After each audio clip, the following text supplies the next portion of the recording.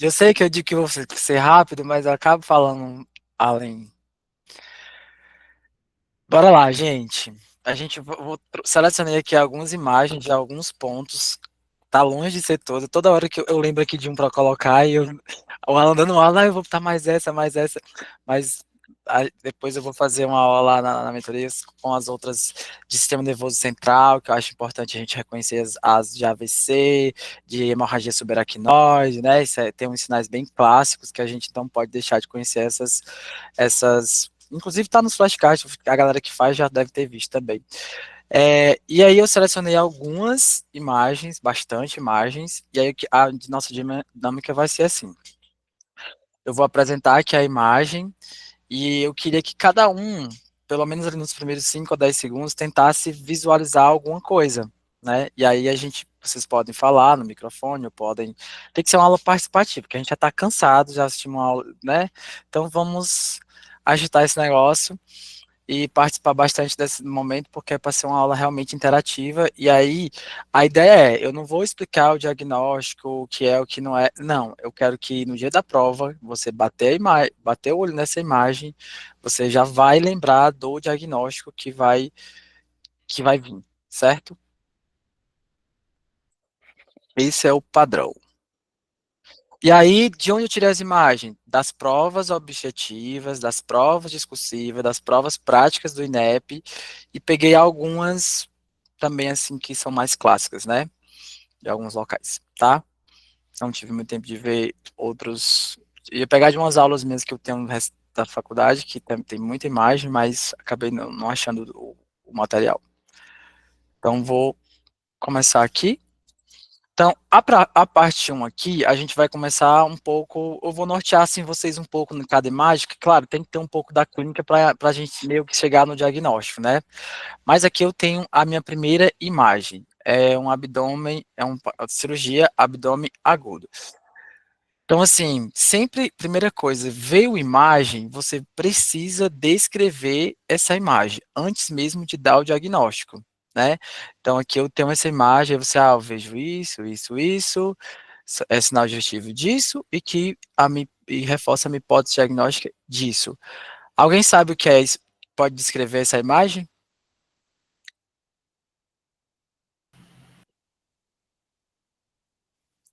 Presença de pedras no interior da vesícula biliar.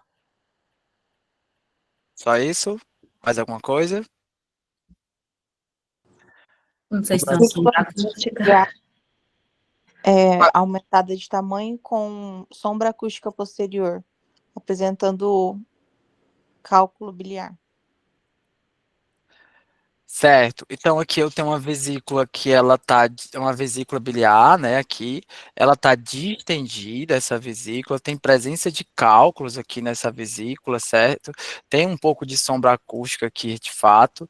É, aí tem outra coisa interessante. Eu vejo que ela tem uma delaminação, como tem presença aqui, como ela está inflamando, ela está tendo exudato aqui no tecido, e aí na parede dela, e acaba fazendo essa delaminação, né, entre o peritônio parietal, digamos, a parte que é peritonizada, com visceral. Então acaba esse sinal de delaminação da vesícula, você percebe aqui, ó, que eu tenho uma parede aqui e tem mais essa por baixo, e aqui que está mais hiporecogênico seria líquido. Mas, e aí, você tem esses sinais. Então, a parede está mais espessada, né? Eu tenho uma vesícula distendida, eu tenho delaminação da parede, eu tenho presença de cálculos biliares dentro da vesícula. Algumas, até a gente vê um cálculo impactando aqui o infundíbulo com maior, tem aqui, né? Por isso que ela está distendida. Mas, às vezes a gente vê com melhor, mas o INEP não vai trazer uma imagem tão bonitinha como a gente é acostumado a ver. Então, aqui eu tenho até um pouquinho de sombra acústica aqui. Então, você vai ver essa imagem, vai descrever todos esses sinais e olha, esses achados me sugerem, né, um diagnóstico de colecistite aguda de origem litiásica, né? Então, acrescenta esse colecistite aguda litiásica, né? Porque tem aquela com barro biliar. A mesma coisa quando você vai dar um diagnóstico de pancreatite.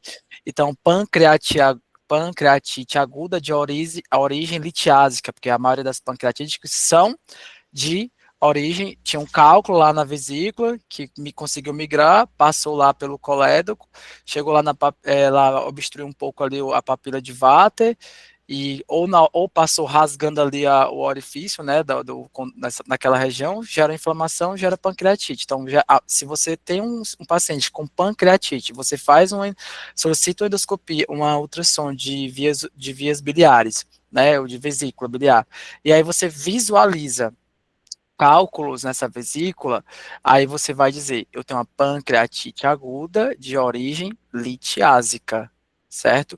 Então, fiz uma estação que Lembrado do sindromático também. se você não colocasse esse origem litiásica, você não é pontuável, porque tem outras origens, né? Tem a alcoólica, a tóxica, a uso de medicações, como é, Alan? E antes disso, como é nome e sobrenome, a gente falar o sindromático primeiro, né? Abdômen Sim, agudo, inflamatório, por isso. colesterol. Exatamente. Pra não E perder às nenhum. vezes, preste atenção na questão, porque às vezes eles deixam claro, eu quero primeiro o diagnóstico sindromático, então aqui o sindromático é o que é o conjunto de sinais e sintomas que me leva a pensar em uma determinada patologia. Então aí eu teria um abdômen agudo, no caso inflamatório, né? Que aí poderia ser a colecistite, pode ser apendicite, pode ser qualquer advesticulite, então, e aí o diagnóstico etiológico seria uma colecistite aguda litiásica, certo? Essa.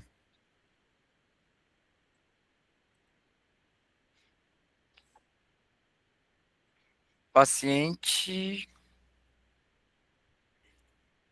Paciente está perdendo peso. Paciente está constipado. Tem sinal de obstrução aí, gente? Obstrução de quê? De quem? Primeiro se nota a distensão colônica, né? Por que colônica? Não pode Aí ser Por causa da austração. Tem uma austrações, né, ó. Austrações.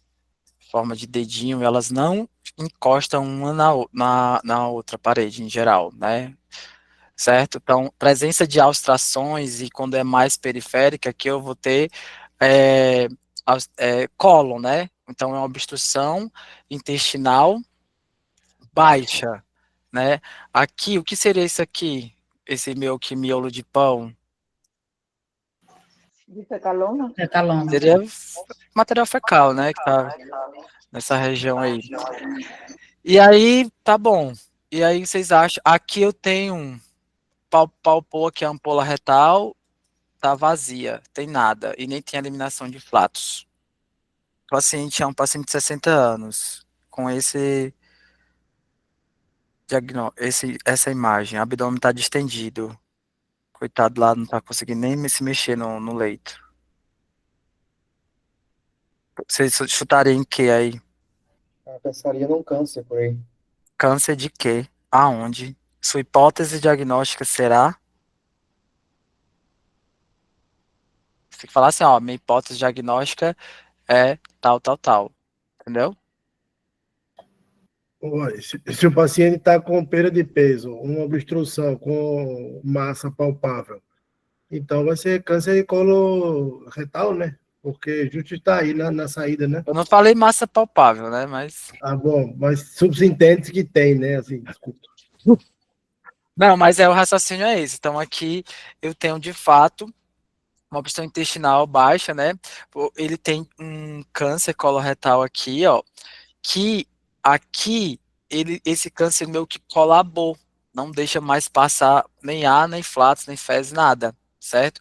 Então, causando uma obstrução intestinal nesse nível aqui. Aí você tem o gás aqui todinho no cólon, ó, bem característico, né? Cólon ascendente, sigmoide ascendente e tal. E você diria que essa a obstrução é em alça fechada? Tentando complicar um pouquinho mais aqui. A válvula é competente. Válvula de sequência. O que te diz isso, que ela é competente? Porque eu não sei qual é a história dele, se ele tá vomitando, fezes, essas coisas assim, né? Pela imagem você consegue me dizer. Pela imagem ele é competente. Tá dilatando. Não tá voltando. Por que que você Não disse que é passou para o mais... intestino delgado, né? Exatamente. Eu não tenho sinais de distensão de delgado, né? Eu não tenho. Então, a válvula ileocecal que está bem aqui, por exemplo, ela é competente, ela está segurando, né? Então, o risco que corre quando tem uma válvula ileocecal competente nessa situação é o quê? Aumentar, aumentar, aumentar e acabar ele distendendo o tanto que possa perfurar esse intestino, né? Aí você tem que intervir com a rapidez, que a válvula ileocecal competente não deixa voltar nada e isso aqui vai aumentando distensão, líquido ali, e aí isso pode romper. Quando eu tenho uma válvula ileocecal não competente, aí às vezes essa obstrução, o material vai voltando, vai subindo, até que o paciente começa a ter vômitos fecaloides, né? Então esse aqui, a gente está muito acostumado a ver o câncer, né, o raio-x do câncer coloretal com o sinal da maçã mordida. Por isso que eu trouxe essa. Achei interessante. Que o da maçã mordida já todo mundo já viu, já sabe como é, né? Mais um de abdômen agudo. Nesse caso, é um abdômen agudo. Quais os achados? Empilhamento de moeda. Por bridas e aderências. Aí você já está sendo Níveis vidente. hidroaéreos Cuidado. Ponto obstrutivo alto. Ó, e às vezes eu faço isso também, viu, colega aí que falou. Às vezes a gente supõe as coisas na nossa cabeça. Eu te dei uma imagem. Eu só quero que você me descreva o que está aqui. Entendeu? Ah, é a maior causa de abdômen agudo obstrutivo. É bridas e aderência, obstrução, mas no contexto de uma prova, é, eu acho que nesse caso assim, a gente vai falando do sinal, verbaliza o sinal que você está vendo. Ah, vejo no raio-x que eu tenho uma distensão abdominal mais centralizada, percebo que tem aqui válvulas coniventes, que está indo de uma parede à outra, né? Vejo que também tenho níveis hidroaéreos no raio-x em pé. Tem níveis hidroaéreos, né? Que é muito sugestivo de um abdômen agudo obstrutivo. E aí, lá na sua anamnese, aí você já deve ter perguntado, fez cirurgia prévia? Aí sim você fala, provavelmente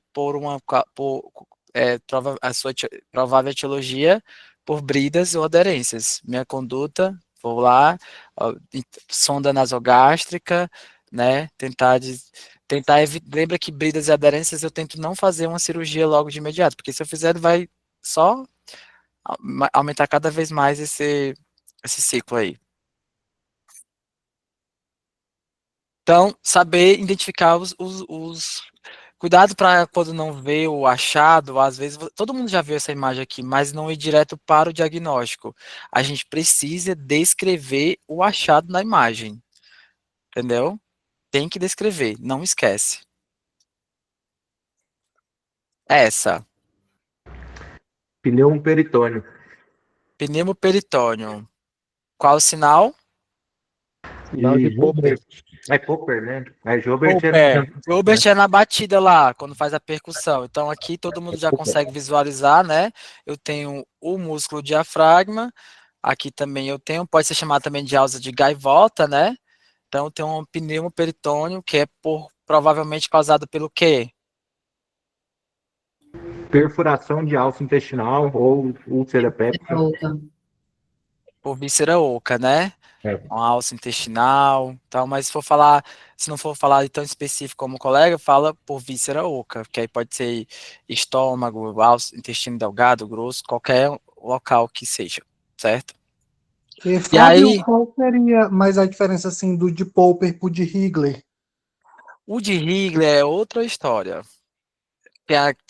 O de Higler você consegue visualizar o sinal de Higler, tem a tríade sinal de Higler e tem a tríade de Higler, né?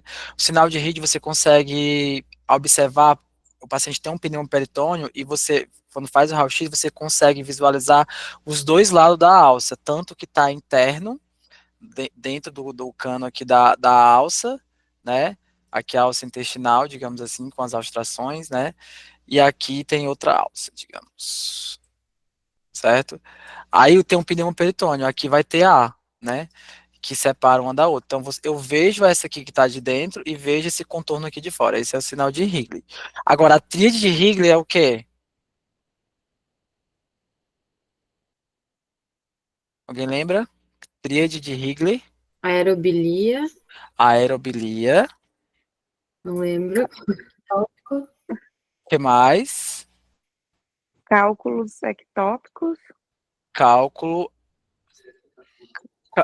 Que cálculo? E obstrução intestinal. Hum? Obstrução Então, a intestinal. tríade de Higley, eu vou visualizar uma pneumobilia, né?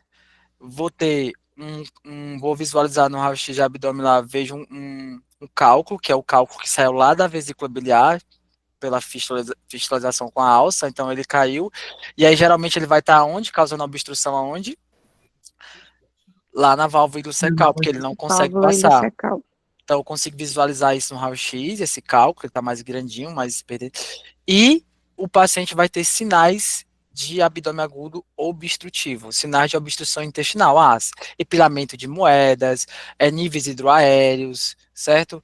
Consigo ver as astrações, o colo, isso aí. Isso é a tríade de Higley, que indica o famoso ilho biliar, né? O seu diagnóstico seria o ilho biliar.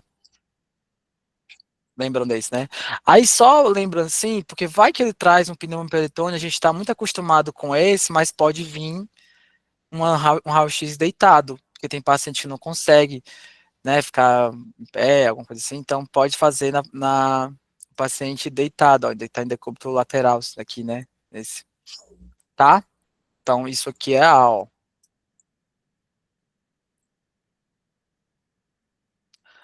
Pouquinho de trauma. Diagnóstico. Pneumotórax hipertensivo. Pneumotórax hipertensivo. Pem. À esquerda, né? Não é não? Ah. Bota palminha, emoji de palminhas aí. Falar isso, galera. À esquerda, aqui, ó. O ar tá aqui, né? Essa parte aqui, tudo é ar. O pulmão, ele tá sendo colabado, ó. Só tem esse pouquinho aqui de pulmão do lado esquerdo. O coração, coitado, tá quase todo à direita, né? Você já tem também aqui um pouquinho de desvio de traqueia, ó. Ela tá já vindo mais para cá, né? Então aqui é de fato por mais que eu não esteja vendo a clínica, né, porque aí se for um pneumotórax hipertensivo eu vou ter um paciente com instabilidade hemodinâmica, mas você vê que é uma quantidade já muito grande, mas obviamente você vai associar com a clínica do paciente, tá? E esse?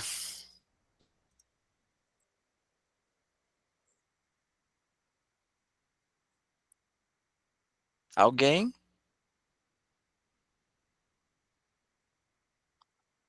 Alguém sabe me dizer?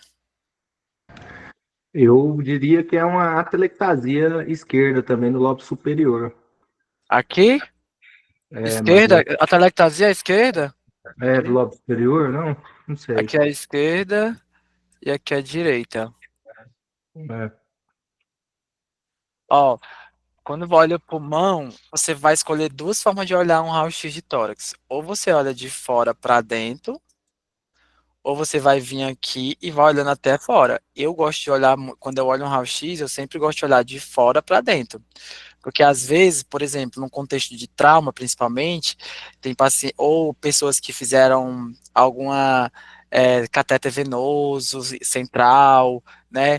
E aí às vezes gosta de ter um enfisema subcutâneo. Aí eu consigo visualizar aqui no tecido subcutâneo presenças de raios assim como se fossem pretinhos, que aí você sabe que é A, então é enfisema. Então você tem que começar desde a parede de fora e vai até e ver tudo, né? Os seios costofrênicos, né?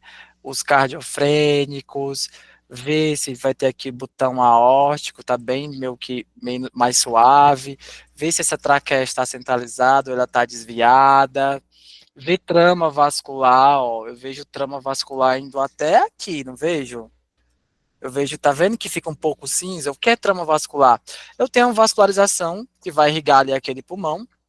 Na hora que eu faço o raio-x, O raio-x que bate em cima do vaso, o vaso está cheio de líquido, então ele consegue segurar raios ali, então ele vai ficar mais cinzazinho do que o lugar que não tem vaso, que é mais o tecido mais aerizado, então ele fica mais preto. Então você consegue ver, ó, a vascularização chegando até aqui, até aqui, até aqui.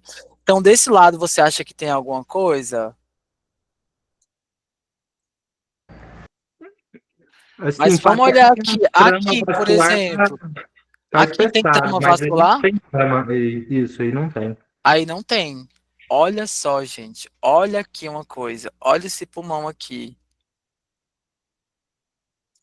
O pulmão tá imprensado, coitado, entendeu? Ele tá só isso aqui. Aqui, daqui para cá é A, aqui é A, aqui tudo é A. Então também tem um pneumotórax hipertensivo. Vocês conseguiram ver isso aqui? Eles tinham conseguido ver? Então, eu vi e achei que o pulmão estava colabado, e por isso que eu falei atelectasia, né? Mas Pois é, mas se ele tivesse colabado aqui desse lado, ele estava na atelectasia, eu trago tudo para onde está tendo a atelectasia, né? Então o coração tinha que vir para cá, a traqueia tinha que vir para o lado da atelectasia, tudo. Para a galera, por que agora não vai? Para a galera que estava ontem, como que tá? Se eu fizer uma percussão nesse pulmão, nesse hemitórax esquerdo, como que tá o frênio tóraco vocal? Diminuído, Diminuído. Por quê? porque tem ar ao redor do pulmão. Porque eu tenho um anteparo de ar entre a pleura e aqui onde vai ficar a minha mão, digamos. Então, sempre que tiver um anteparo, seja líquido, seja ar, entre a pleura, né, o espaço pleural e a tórax, você vai ter um frênito diminuído. Não esquece. A ausculta, obviamente, a ausculta, se você ausculta aqui, nem pulmão tem, claro que vai estar abolida. No caso, como é que vai estar a jugular desse paciente? O sangue está querendo descer para vir aqui para esse átrio que está super, a pressão aqui dentro desse tórax está gigante. Você acha que esse sangue que está descendo aqui lá do cérebro vai ter facilidade para entrar dentro do tórax com essa pressão gigantesca que está aí dentro? Não. Não, então o que é que ele vai? Ele vai, ó, voltando. Ele vai voltando, vai voltando, vai voltando. O que é que você vê na jugular desse paciente? Uma turgência de jugular. Então, no pneumotórax hipertensivo, eu sempre vou ter turgência de jugular. Tamponamento cardíaco, eu sempre tenho turgência de jugular. Só que o tamponamento cardíaco, agora a pressão não é em todo o tórax. A pressão vai ser só dentro do pericárdio. Mas a fisiologia é a mesma, ó. O sangue não consegue descer porque a pressão dentro aqui, só do coração, está ruim. Então ele não desce, aí tem uma turgência de jugular.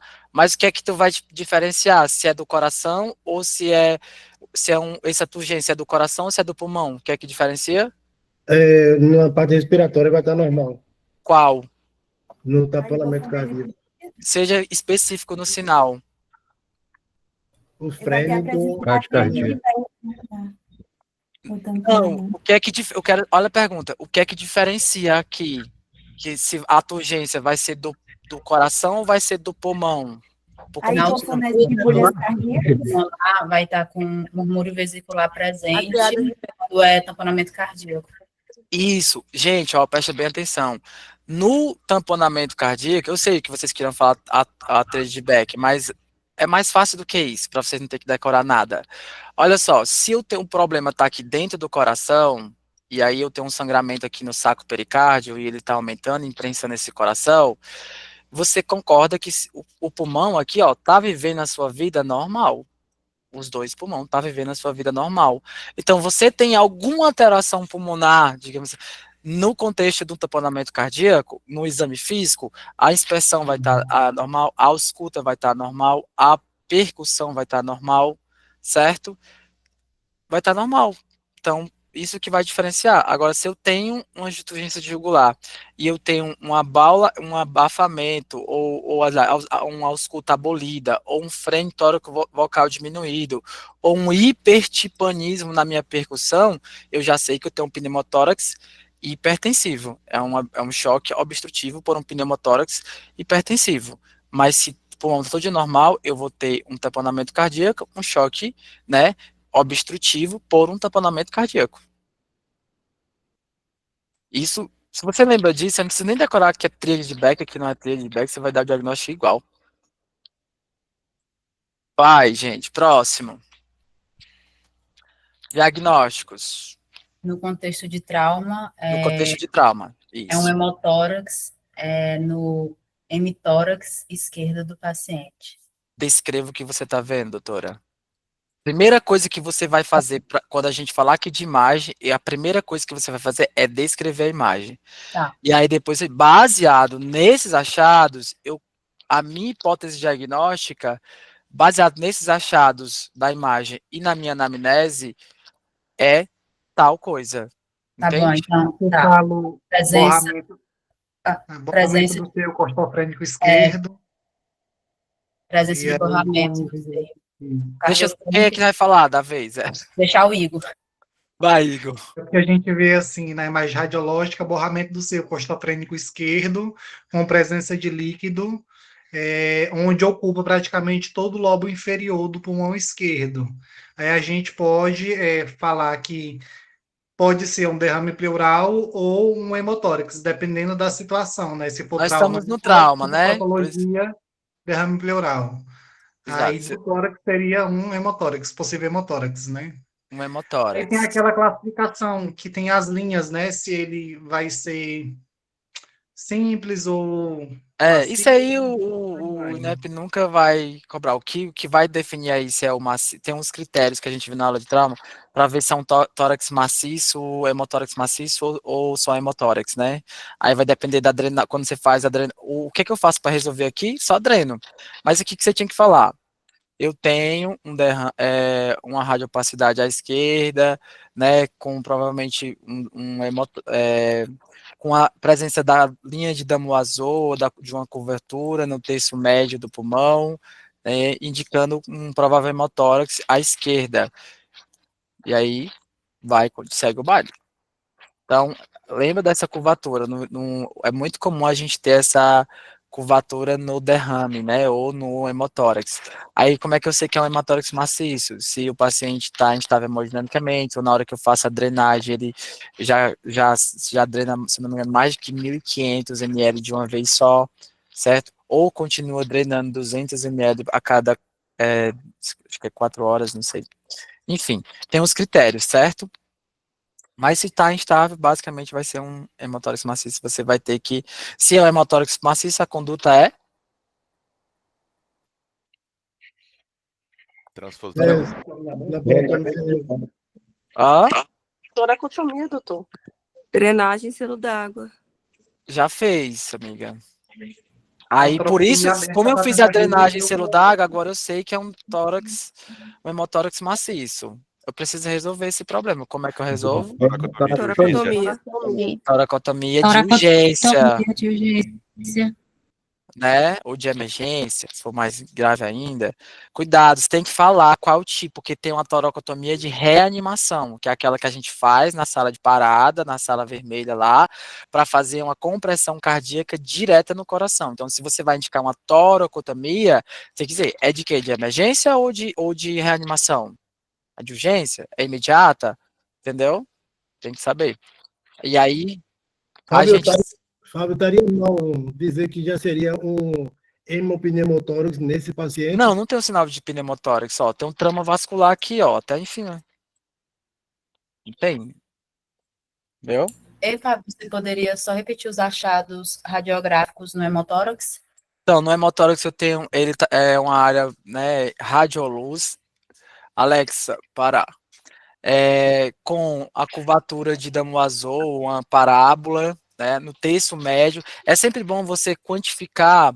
Aí você pode falar, como o colega falou, né, apagamento dos seus costofrênicos à esquerda, com curvatura no terço médio pulmonar, que aqui essa curvatura ela vai indicando meio que o nível que está o líquido. E aí a pessoa que está vendo, nossa, já está no terço médio do pulmão, o líquido. Tá aumentando, porque aí tem aquelas linhas que o colega falou que também você classifica. Eu só vi isso, dessas linhas quando eu tava vivendo no Paraguai, não vou mentir. Mas assim, eu nunca mais vi sobre essas linhas, mas existe. Que aí você, dependendo da quantidade de onde tá, você indicaria a drenagem, tá? Eu acho que eu até escrevi aqui os. Ai, não. Bora lá, próximo. Lá é rádio opaco ou rádio lúcido? O quê? Rádio opaco. Tudo que é branquinho no raio-x é rádio opaco. Então, a rádio opacidade no hemitórax esquerdo até terço médio do pulmão, formando uma curvatura ou a parábola de Damoiseau, certo? Até terço médio, apagamento de seu costofrênico esquerdo. Nunca, gente, quando for algo que tem lateralidade, que tem dois, você nunca pode deixar de ter na sua verbalização a lateralidade do que você está falando. E como é que tu vai aprender isso? Falando sempre o certo. Porque eu me cobro isso todos os dias. Às vezes eu dou até um beliscão em mim quando eu falo errado. Sério. E eu fico brigando aqui, às vezes, com o pessoal da minha mentoria, aqui, ou com vocês aqui que estão me conhecendo agora, talvez. Mas essa briga aí não é com vocês, não, é comigo mesmo, para cada vez mais internalizar isso de mim, para no dia da prova eu não errar, entendeu? O paciente está lá no cenário de trauma, está fazendo o ABCDE do trauma, quando chegou no C, você me pediu um FAST, certo? Primeira coisa, você está vendo aqui o quê? Um coração, né? Que janela é essa, então? Desse FAST? Pericárdica. Janela pericárdica, ou subtifoidiana. Beleza. E o que é que você está vendo? Esse FAST é positivo ou negativo? Líquido livre? Tem A- líquido. Aonde, vamos ser específico, visualizo presença de líquido em tal local, porque senão você não vai ganhar seu ponto, viu? Bora? Saco pericárdico. Saco pericárdico. Melhorando. Então eu visualizo uma área, né, entre o pericárdio e o ventrículo direito, uma lâmina de líquido, que no líquido, na ecografia, o líquido a gente vê ele bem pretinho, né? Então você tem que deixar claro que vê essa lâmina de líquido aqui dentro da cavidade pericárdica, né? Você vê aqui ventrículo direito, vê átrio direito, certo? Então FAST positivo. Se você vê um FAST positivo e o paciente está instável hemodinamicamente, ou seja, você está vendo que ele está evoluindo para um choque, que tipo de choque? Tipo de choque? Obstrutivo. Qual é o outro exemplo de obstrutivo? Taponamento cardíaco. É esse aqui que a gente está falando. O outro. Pneumotórax hipertensivo. Eu pergunto isso porque teve uma questão discutível que pedia para você citar 2 exemplos de pneumotórax de choque obstrutivo. Eu vi que muita gente, na época que eu estava fazendo simulado, errou. Então já vou aproveitando. Tá? Beleza, tem realmente um tamponamento cardíaco, FAST positivo. Então, se o cara tá com choque obstrutivo ali na tua frente, tu não tem uma toracotomia de emergência para fazer o DG. Você vai fazer qual a sua conduta imediata? Posição pericárdica. Pericárdio, centésio de alívio, punção de Marfan. Pronto, todo mundo acertou. Top demais vocês, certo? Minha conduta imediata é essa. E a definitiva é toracotomia de Emergência. Urgência. Se falar só, eu vou dar Seria emergência ou urgência, Fábio? Eu falaria de emergência no coração, né? Emergência. Emergência. Lembra assim, a urgência, eu tenho até 24 horas para resolver aquele BO. Na emergência, é o quanto antes. Alguns eu já vi falar até 6 horas, mas é o mais rápido possível, entendeu? Agora, quando se trata de toracotomia de reanimação, é que você sabe que aquela toracotomia ela tem indicação precisa. Eu só vou indicar essa toracotomia quando chegou o paciente para mim, que eu sei que ele acabou de ter uma parada cardíaca, eu vejo que ele tem é um paciente jovem, com muita probabilidade de ter uma vida, né, ainda duradoura, porque é um procedimento que a mortalidade é gigantesca, é uma medida heróica que você. Eu só fiz isso uma vez no hospital com um cirurgião vascular. O cara era jovem e tal, tinha acabado de sofrer um tiro no tórax. Qual é a área que a gente chama nesse tiro? Onde é que ele levou, gente? Qual é a área que a gente chama? Toda vida que eu tenho uma lesão nessa área, eu penso em tamponamento cardíaco, como é o nome da área. Já estou revisando aí com vocês, a de trauma, da nossa aula de trauma de tórax. Tóraco abdominal. A área de não sei falar, mas deve ser Zinel. De alguma coisa. Como é? Zinal.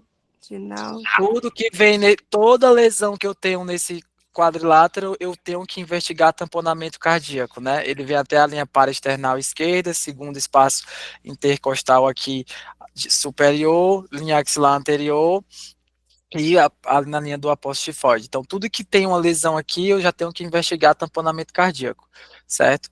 Então, esse cara tinha te levado um tiro no peito, certo? E foi feito, mas não sobreviveu. Eu vi uma vez, Fábio, em Franco, eles fizeram no distrital, o cara tinha chegado com um espeto daqueles de churrasco no peito. Meu Deus. Se ele não morria do espeto, morria de infecção. É muito tenso, porque Aí você... notificam se não, né, Fábio? E tem que ver se tem carteira assinada, né? Porque tem o CAT. Pois é, e aí, quando eu coloquei a mão naquele coração, meu Deus! Pra fazer a compressão direta, né, ali, mas o cara já não tinha mais sangue, não tinha... Foi horrível isso, mas, enfim. Então, só para lembrar as demais, né, hepato renal. Então, olha para isso aqui. Ó, a parede desse ventrículo tinha que estar encostadinha aqui, né, deslizando uma na outra.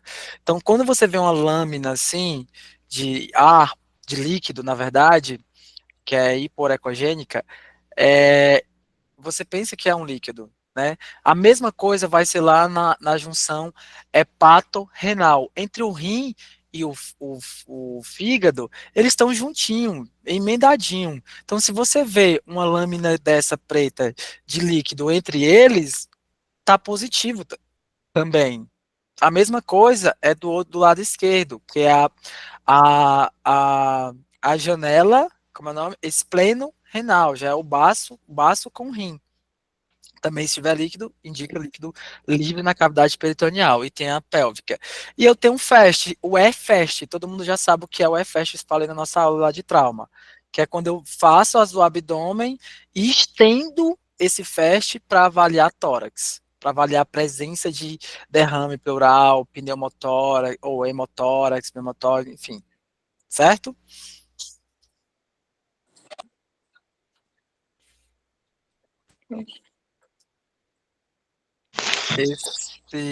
Esse meu paciente, ele tá com Cardiomegalia. Cardiomegalia, é. Pô, mas vou dar uma clínica assim, é um paciente clínico, tem uma história prévia de pericardite. Derrame pericárdico? Aumento da área cardíaca por derrame pericárdico. Tem um nome específico, isso? Já gostei. Eu só tô querendo investigar mais. Não lembro. Mas ele tá. Então você falou que ele tem uma área cardíaca aumentada, provavelmente tem um derrame pericárdico aqui importante, né? E moringa. Isso, doutor Rodolfo, você é demais. E me indica o que ele tá tendo o quê? Diagnóstico. Qual seria essa hipótese diagnóstica? Aí pode ser infecciosa, pode ser cardíaca, pode ser... Hipótese diagnóstica desse momento, desse paciente. Trauma? Não, ele não sofreu trauma. Ele só teve a pericárdico. Tá, mas aí ele tá hipotenso, ele tá, sabe, instável hemodinamicamente. Como? Choque séptico. Choque séptico, ele não tem infecção, não tem sinais infecciosos. Ah, tá. Então, Choque obstrutivo. O cardiogênico, É a mesma coisa do tamponamento cardíaco, né? Só que tá bem mais dilatado. Gente, é um tamponamento cardíaco aqui, só que não é com sangue, é com um líquido que está se acumulando. Entendeu? E aí, por que que eu tenho esse coração de moringa? Porque quando é algo mais cronicamente, como eu falei lá na nossa aula, o pericárdio ele consegue ir se estendendo para ir contendo esse líquido que está chegando, sabe? Diferente do contexto do trauma, que na hora que rompe ali um vaso, que chega uma pequena quantidade de líquido dentro da cavidade pericárdica, já é o suficiente para causar uma pressão ali intrapericárdica e o coração ficar apertadinho, não tem como fazer sístole e diástole.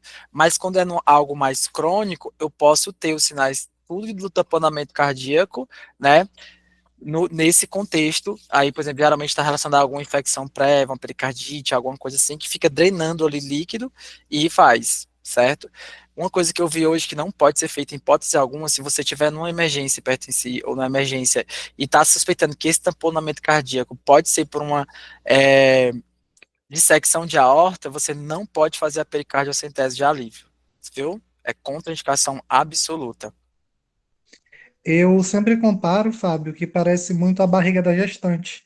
Tipo, como é algo que vai dilatando aos poucos, não vai romper. Então, ela consegue Isso. ter elasticidade e crescer sem causar dano. E, gente, ele Já não é aquela coisa que, pam, de uma vez para outra, e você vai pegar um taponamento cardíaco ele da consegue, eu tava lendo, estudando isso, ele consegue ficar conter até 1 litro de líquido dentro do pericárdio.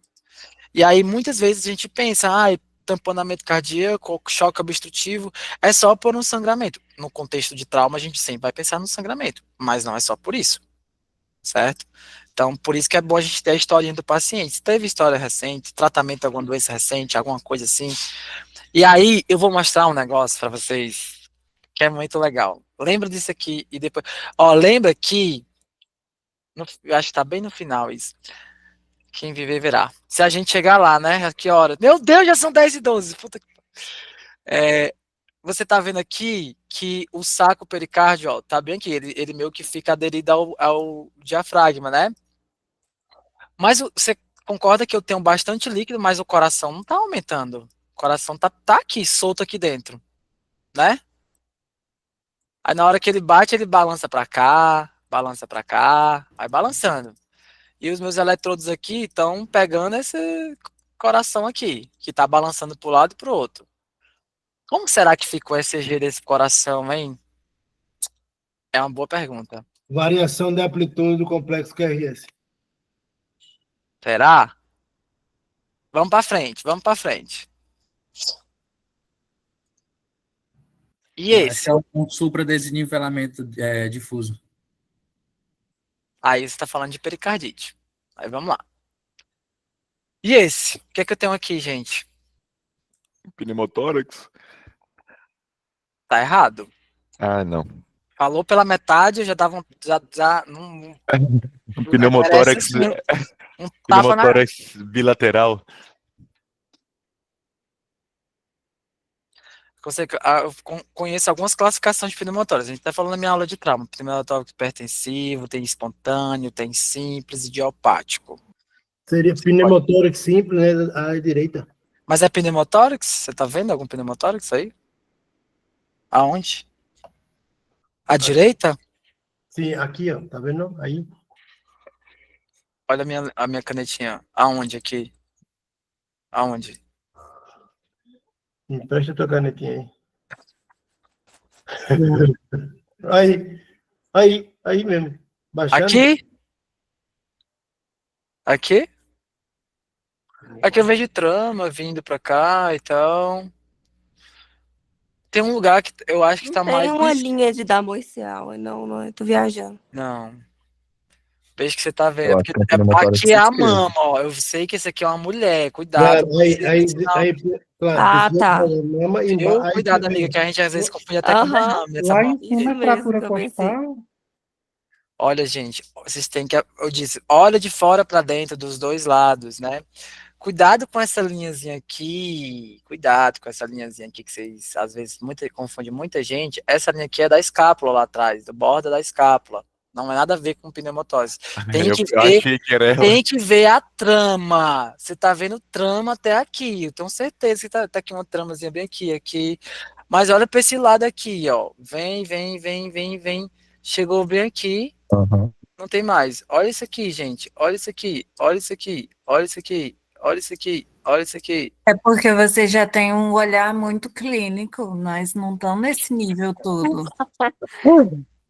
Eu adoro buscar isso aqui nos raios-x. Adoro. Quando eu olho, eu já. Mas Se não tem tivesse um olhar alternativa clínico, não. normal, eu marcava. Hã?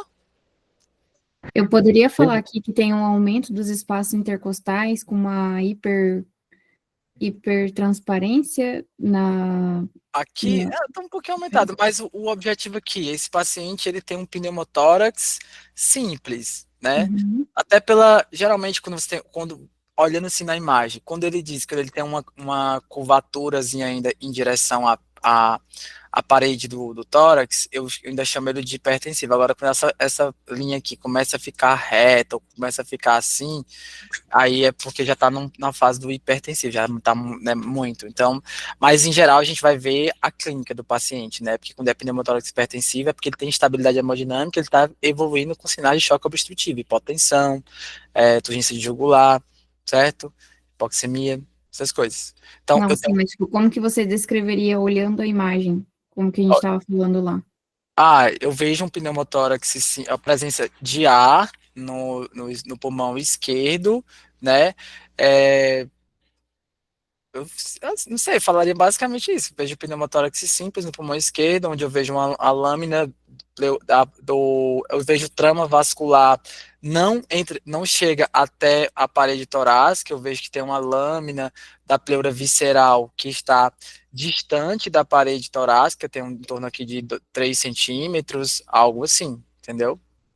Porque você tem, quando eu vou descrever isso aqui, às vezes a lâmina ou a borda do parênquima pulmonar está distante da parede torácica. Você pode sugerir alguns centímetros e tal, e tem ausência de trama vascular, que aí você está dizendo, não, o cara tá vendo de fato, se eu não tenho trama vascular aqui é porque não tem parênquima pulmonar, tem A. Também eu acho que pode falar que é presença de ar no espaço interpleural na região apical esquerda, né? Mas é porque não está só na apical, né? Ele tem Eu uma acho que dá pra mostrar ali. ele tem uma lâmina de ar aqui em vários no pulmão O comum. seio costofrênico esquerdo, ou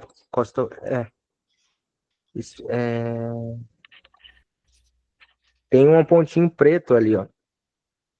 Eu não sei Aqui se é normal. É do lado esquerdo, embaixo. Lá do no seio. pneumotórax, né? Porque vem. Ó, com certeza ele tá vindo aqui, ó.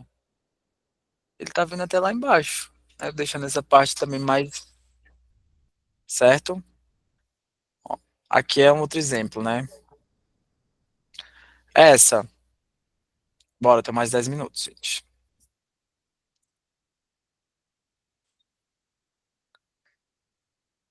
Essa.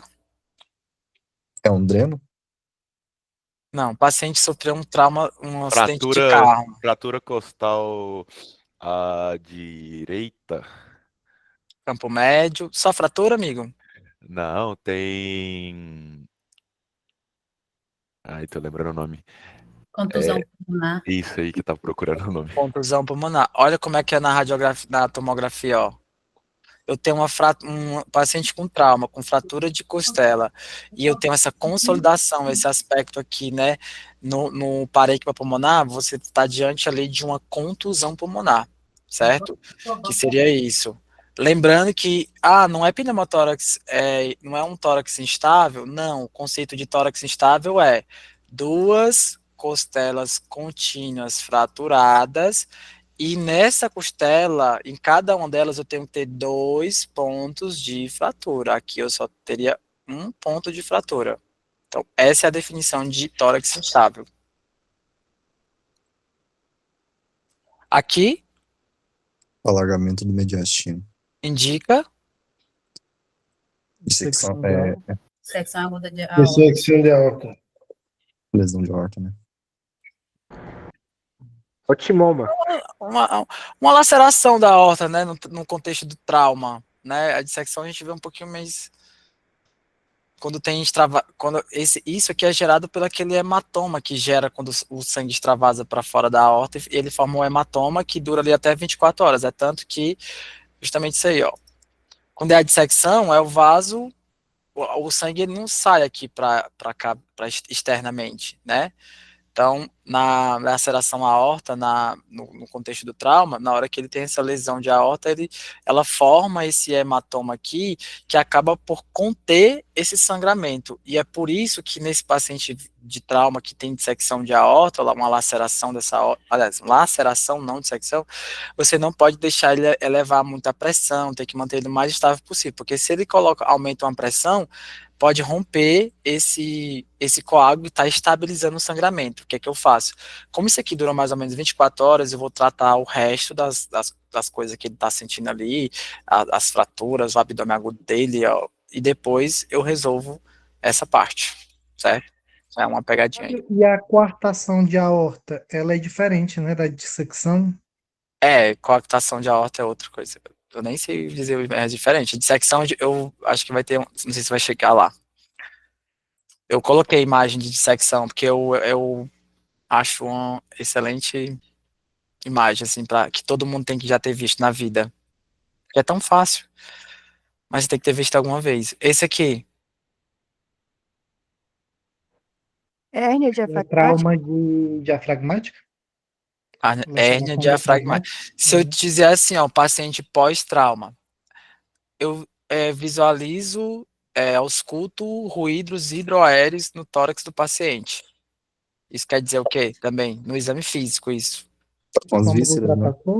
É hérnia, gente. Hérnia também. É hérnia. Se tem ruídos hidroaéreos, que só tem na alça, e eu tô escutando ruídos hidroaéreos no tórax, é porque tem uma alça lá, então tem uma hérnia diafragmática. Isso pode ser comum de você estar na criança, naquelas crianças que nascem com hérnia de hiato congênita. Então lembra assim, sempre que tu vê no exame físico ruídos hidroaéreos no tórax, você vai ter que pensar que tem uma alça intestinal ali que não era para estar. Né? No contexto do trauma, pode ser uma hérnia de hiato, pode ser. Aqui seria mais baritada, né? Com bário. Aqui, doutores.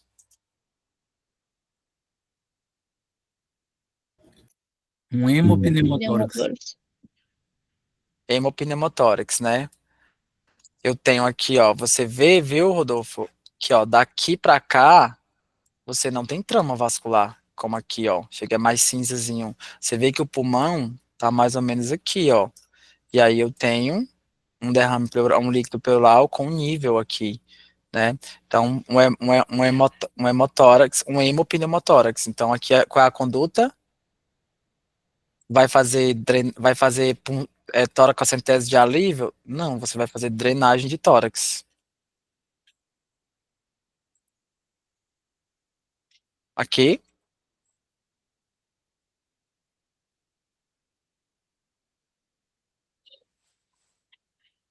Radiologista não soube tirar. Mas nada manda fazer outro. Tá muito penetrado. Gente, olha aqui, caiu na questão teórica de 2023 do INEP. Por isso que eu digo, eles não pegam as melhores imagens. Mas aqui eu vejo o pulmão daqui até aqui, ó. Né? Aí, só vocês. Em algum ponto vai estar mais legal de ver do que em outros. Aí você tem que vir de cima a baixo. Porque quando eu olhei aqui, gente, o que é que eu botei aqui? Entendeu? Aí é aquela coisa. Tem que falar o local. Qual hemitórax? Bora? O que era aquele lá? Esse é um pneumotórax hipertensivo à direita. Ó. Tá? Aqui, ó. Dá zero Aqui pro eu radiologista. tenho é um paciente de trauma aqui. Radiologista que não maneja bem. Secção de aorta. Cara, eu amo imagem. Eu acho que as primeiras aulas que eu comecei lá na faculdade foi de imagem, porque a Luana, tipo, Fábio, vamos dar aula, porque ninguém tava. E eu amo. eu já até pensei em fazer imagem de radiologia, na parte de residência de radiologia, mas eu gosto da cirurgia e não sei. Então, lá, no contexto do trauma, se eu tenho um mediastino alargado, pode ser laceração de aorta. Ouvi aí falaram de timoma, pode ser uma situação que tem um mediastino alargado, mas aí a clínica é totalmente diferente, né? Tá? Não vai dar tempo, gente, infelizmente. Diagnóstico, eu aposto que possa vir uma dessa da cirurgia pediátrica, uma dessa. Sinal da dupla bolha. Visualize o sinal da dupla bolha, que me indica provavelmente uma atresia de Vias biliares. vias biliares? Não, não. Duodeno. Duodeno, homem de Deus. Duodeno. Ah, pelo amor de Deus. Essa. Todo mundo falava dessa aqui na nossa prova, que vai cair essa, vai cair essa. Trauma de bexiga. Trauma de pele. Trauma vesical. Vesical. Trauma de bexiga. Qual a diferença dessa para essa? Uma é intra-abdominal e outra é extra-abdominal, né? Não, todas estão no abdômen. Outra fechada, sei lá. Peritoneal, né? Eu adoro. Uma tá extravasando e a outra não. Pra onde, gata? Peritônio. Pro peritônio. Qual? Qual é é o quê, por exemplo? Extra. Extra peritoneal? É intra. Intraperitoneal. Intra, porque tá extravasando pra dentro, né? E essa? E a B? Extra. Extra? Mas e ali,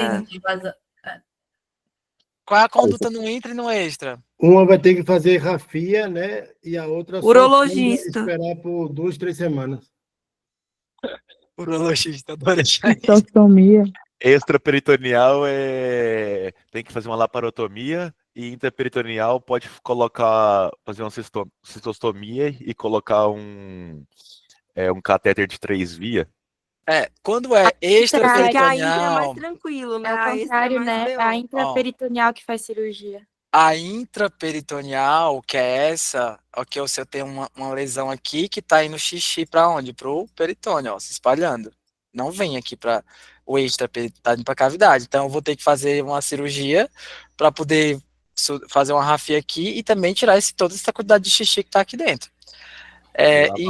E lavar, né, e tudo enquanto. E essa daqui, o xixi veio, não foi para lá, para dentro do peritônio, né? Tá aqui nessa região extraperitoneal. Ele vai ser reabsorvido aí de algum jeito. E aí você faz a sonda vesical de demora. E aí, por quê? Porque na hora que todo o xixi agora que vai chegar aqui, já desce direto. Então não fica distendendo. Então você deixa a parede ali relaxada e ela cicatriza sozinha. Entendeu? Por isso tem que ficar com a sonda.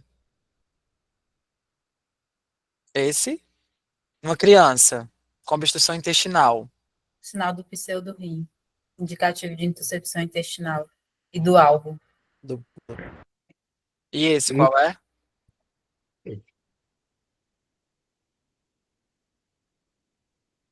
Cara, é a primeira vez que eu tô vendo assim, nunca vi. É nova. É a de Hirschsprung, ganglionossa? Não. Não. Tá. É um hemabalitado. Obstrução intestinal? Aqui é o pseudorrim que a colega falou. Esse aqui é o que? Neuroblastoma, não. É a obstrução é a mesma obstrução intestinal por intercepção. Cadê o intestino daqui, gente? Desliga eu tô me ouvindo. Tá Sinal de Dance. Sinal de Dance. Quem tá com a TV ligada e tá com o microfone ligado, bota no mudo. Era eu, por isso não posso falar. Ô, meu pai do eterno, Vanessa. É porque eu tava me ouvindo. A gente tem mais 50, não vai dar tempo. E a gente se encontra amanhã que horas, Fábio? Meu Deus. Amanhã às 8. Já deixa montado aqui já amanhã. tem. Esse aqui é muito. Ai, droga. Eu já dei aqui. Vai até as 11, Fábio. Não, eu não posso. Eu já, gente, não dá, sério. E olha que eu me empolgo mesmo, se vai ser mais cedo. Que sinal é esse? O que é que tem aqui? Paciente clínico. Ai, Tuberculose. Cavitação? Tuberculose. Aqui tem um broncograma aéreo, ó. Uma Pneumonia. consolidação. Qual é o som que eu escuto aqui? Crepitações. Estertores crepitantes. Pneumonia. Caiu no INEP, essa daqui. Foi essa imagem que caiu. Pneumonia é no campo médio de esquerdo, com crepitações e estertores crepitantes nessa área. Essa aqui, eu não queria deixar de que vocês vissem essa. Que diagnóstico? Dissecção aguda de aorta. Dissecção de aorta. Que Stanford de B. B? Por que B? Porque tá no cajado Descendente? Isso. Essa é a C. Todo Ela mundo tá pega- vendo ela aqui, pega- né, ela ó. pega embaixo e em cima. Aqui a artéria aorta cheia de contraste, do lado lá, aqui da vértebra, né, que é aqui onde, quando ela vem daqui, ela pega e faz o cajado e vem pra, né.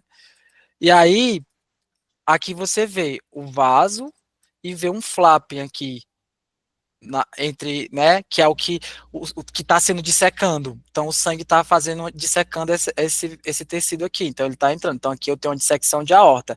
Aqui é na aorta torácica descendente, mas eu também tenho aqui, não tenho? Um pouco. Ele continua na ascendente. Pegando tudo mesmo. Certo? Diferente daqui, ó. Né? Aqui eu vou ter só nessa região, basicamente. Aqui outro, ó. Aqui, numa outra vista, tá vendo que não forma aquele hematoma como para ter alargamento, ó. Eu tenho o tecido, né, que o folheto que deslocou, que se despregou ali, que aí o sangue tá, uma parte do sangue tá vindo por aqui, dissecando, e a outra tá vindo por aqui, pelo caminho certo. Então tem uma dissecção de aorta. Pode vir assim, mas pode vir assim. A gente sempre vê assim, mas vai que botam assim, então trouxe também. Aqui é a classificação, né? Stanford A ou de Berkeley, né? Aqui a gente poderia ter um Stanford A.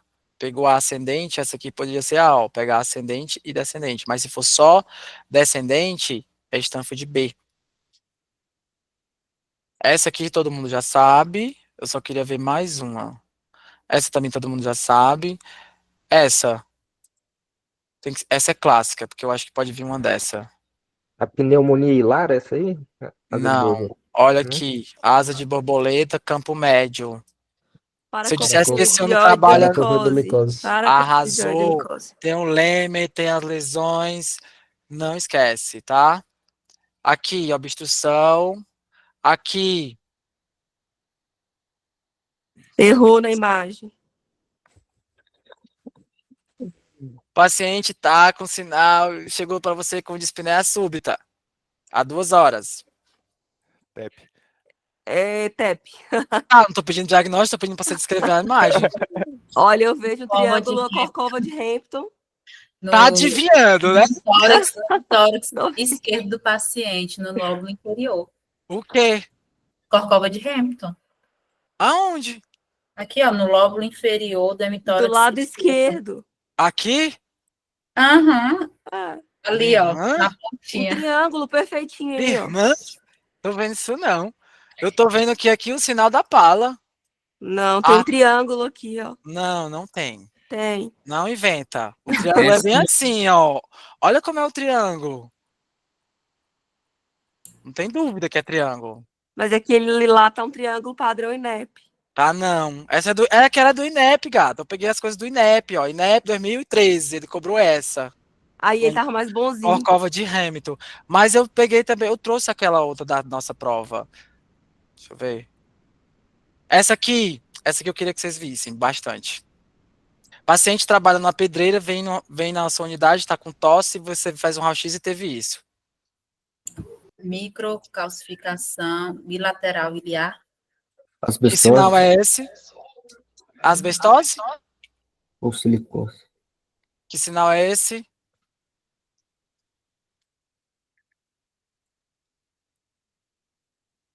Calcificação hilar, né? Que é o sinal da casca de ovo. De ovo. Que indica silicose. Silicose, casca de ovo relacionada à tuberculose. Não adianta, vai ter que ter parte 2. Tá, aí aqui esse eu já deixei aqui. Aqui seria da hantavirose. Aqui é uma bem interessante que se vê. Hã? Nunca tinha visto da hantavirose, não. É, mas é já na fase avançada, grave, né? Nota que a infiltração é difusa, não é tanto no campo médio como é lá na paracoco. Tá. E aí já é na síndrome hepatorrenal, tipo, já é... Bem avançado, né? É. Aqui, para as crianças que têm contato com tuberculose, e você veio assim, para você. Tuberculose miliar. Tuberculose miliar, mas me diga o achado, não quero diagnóstico. Panal de abelhas? Não. Era infiltrado micronodular difuso bilateral. É isso que você vai ter que dizer na hora que você vê a imagem. Depois que você disser isso aí você diz, sugere, de acordo com esses sinais e sintomas e esse exame, minha hipótese diagnóstica é essa. Essa aqui, sangramento de segunda metade da gestação. Olhou, tem que saber já, aqui. Olha esse vaso aqui, liberado, não é para estar assim, é para estar dentro do cordão umbilical, vaza prévia. Esse. Mola. Mola e datiforme, doença trofoblática. Qual é o sinal, criatura? Não é o diagnóstico.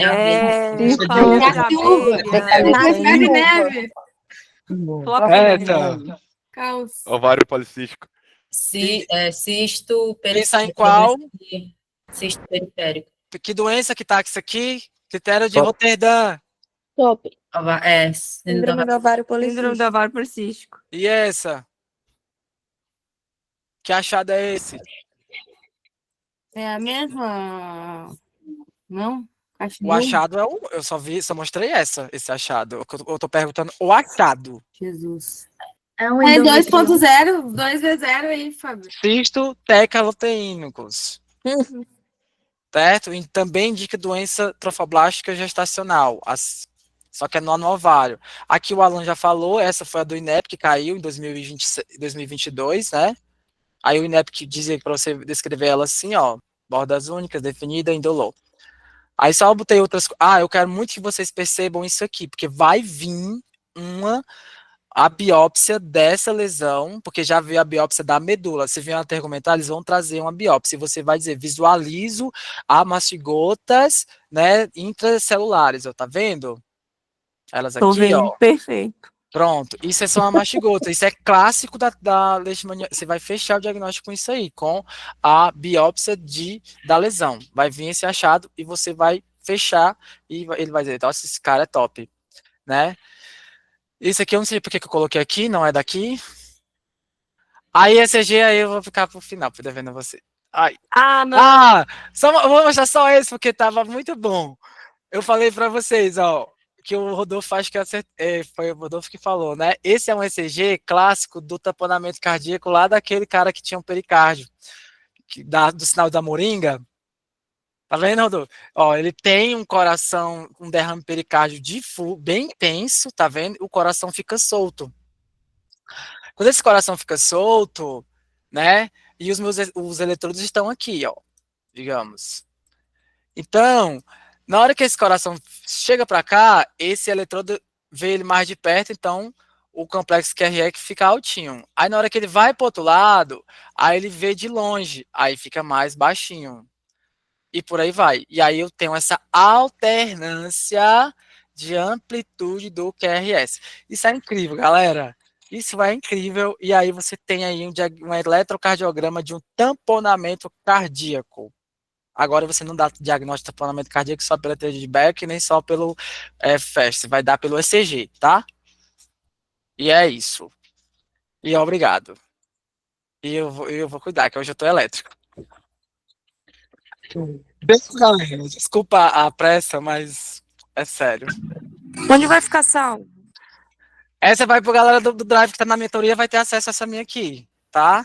Quando é pra... Quero que vocês postem, porque, olha, a gente tá se ajudando aqui, mas eu tenho que crescer nesse Instagram, vocês não estão me marcando lá, né? Vamos ajudar o coleguinha para se ajudar também. Eu não tenho Instagram, por isso que eu Eu não quero te marco, saber. Fábio.